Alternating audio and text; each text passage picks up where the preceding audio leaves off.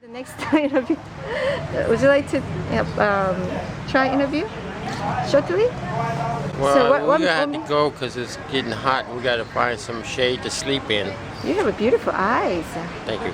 You're welcome. And we sleep on concrete. Look at the heat. So. I thought, wait a minute. Yeah, I'm sorry about that. Where do you sleep at again? Okay. You see In the this park? You see not the park, but you see the beige building over across the street? Okay, let me see. Right, the beige building? Across from here? Yeah, straight across. The white one? Okay, it's not the white one, but the beige one is a little over here. Okay, somewhere around, yeah. I sleep in front of it. Is it outside? Yes, it's outside. Is it okay? Because the police, they don't... No, they don't bother us. Really? No, they bother us. Okay. Because we don't do anything, against the law to bring them to our attention. Oh, okay. We respect them.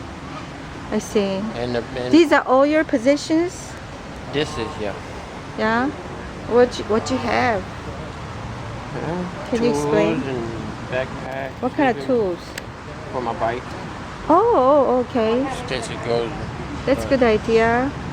That's very simple things you have. Yeah, Your sleeping but it's bag. heavy. Yeah. It gets heavy. Uh-huh. So you go to church now? Oh yeah, I sometimes go to church across the street. The big church right here. The one that offer you place to wash for breakfast? Oh, that's the one down here on you. But that's not the one you go? No. Okay. Is there any other homeless people who go to the church? Yeah, Except you? they do. Who? The female right there. And, Oh, you're talking about and the one you was talking to. Richard? The one Oh, you yeah? was talking to. Yeah. Oh. So do you see any difference people's reaction towards you than other people in the church? Like Oh, some... no, No? not the, no. Oh, that's nice. But society, yeah. Okay. This is Christian church, right? Yeah. Okay. Good. By the way, what is it? What made you to be homeless? Well, got out of the penitentiary. Huh? I was in the state penitentiary. What's that? Well, not jail, penitentiary. It's state prison. Okay, what happened to you? 3 strikes. What's that? It's a 3-strike case. If you do 3 felony crimes, you go and spend 25 years to life. So you had 3 felonies. What were they? Well, the 2 of them was burglary. Just regular burglary. Burglary, stealing something. Yeah. 3rd one was a petty theft. Which one was it? $3.50. You stole that for prison? Yeah. And I got 25 years to life. How old were you when you committed the crime? I don't know. 36. I'm 53 now. And I just got out 2 years ago. 2 years ago. How long you were in prison? 16 years. 16 years. And then what was the amount that you stolen for total? $3.50. Oh, did you know that what's gonna cause for your crime at the time? Yes. You knew? It would have been probation. So what did you learn during your prison time? Really? How to hate society for putting me there, but even though it wasn't their fault, it was mine for stealing. I shouldn't have stole. Yeah. But that's the way life is. Yeah, it seemed like a very big... Are you okay? Yeah. It seemed like it was a really harsh punishment for little, but then stealing is stealing. I mean, some people can kill people by stealing, some countries they cut off your hand for stealing. Yeah, good that you were not in Turkey. That's the country. You think your life could be better if they were? Well, my life is getting better now since I done got into this drug program, and it's helping me out a lot. So. When we make a wrong choice and we we should expect the consequences so that we wouldn't do the same thing all over again.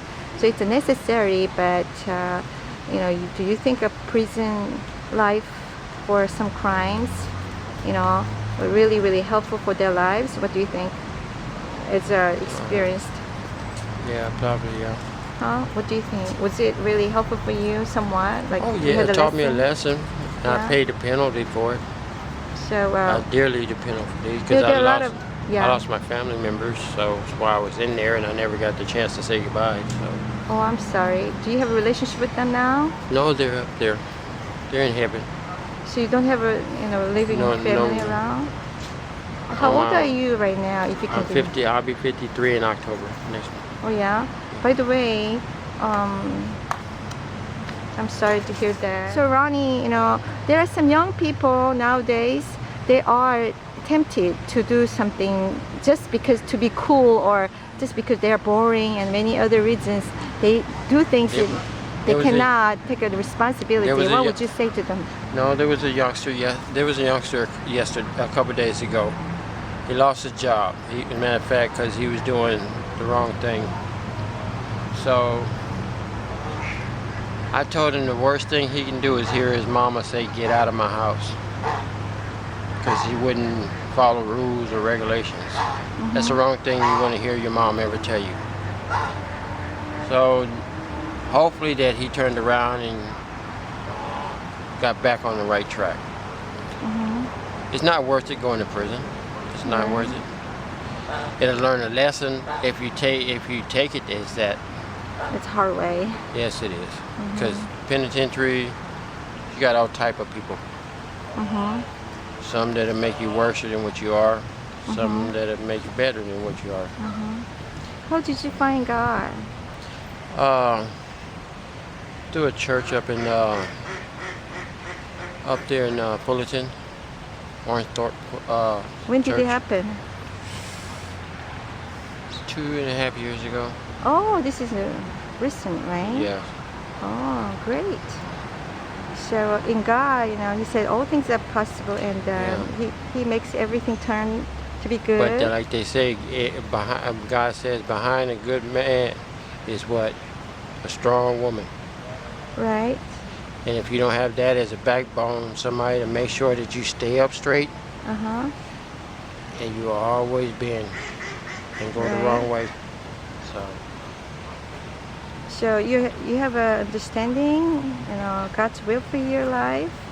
When you look back, all bad things happen, but then they're all just to use to glorify Him, to help others. So you shouldn't focus on your loss or the past, but you should focus on your presence with Him and your future, bright future. And your life can be really a blessing to others. You know what I'm saying? My blessing haven't came yet. My blessing either finding somebody to share the rest of my life with, or allowing Him to go ahead and take me and teach me the way I was really supposed to be taught, like His Son. Like ministry-wise, there are a lot of ways you can serve Him, and you can just start to serve Him by helping others or preaching gospel, right? That's a good news, and that's the hope for people. Because Richard, I was talking earlier, he said the cigarette was his kind of like he was his help or something, hope or something. He's more. We need something better than that, and then God is one who can give us all the hope, And then maybe you don't feel a blessing in your life yet, but then you have Jesus with you. You are heading to heaven. That's quite a blessing. That's the blessing can happen to a person. You know what I'm saying? Which means you're under God's protection and His care. And your desires, you can always talk to God about it. And God knows your heart. He can make a ways. And I would say until you wait for His answers, then you can start to serve Him ministry-wise. A lot of homeless people, like your fellow man, they are living under no hope. You can help them. You know what I'm saying? Just because someone are going around with all the freedom, not to be locked up in the prison, their life is blessed, we can say that. We can say their life is better than the others. You know what I'm saying?